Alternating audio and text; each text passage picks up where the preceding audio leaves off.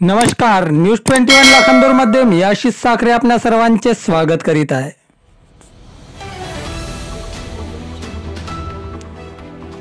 6 वर्षाच्या जमाल आणि उमरने पूर्ण केला पहिला रोजा।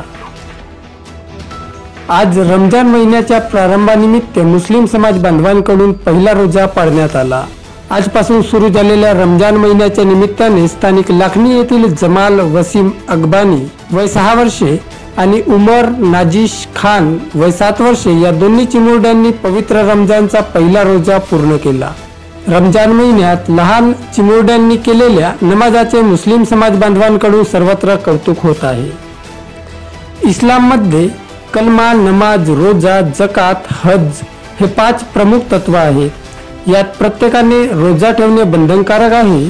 रमजान महिन्यात मुस्लिम बांधव मोठ्या प्रमाणात रोजे अर्थातच उपवास करतात।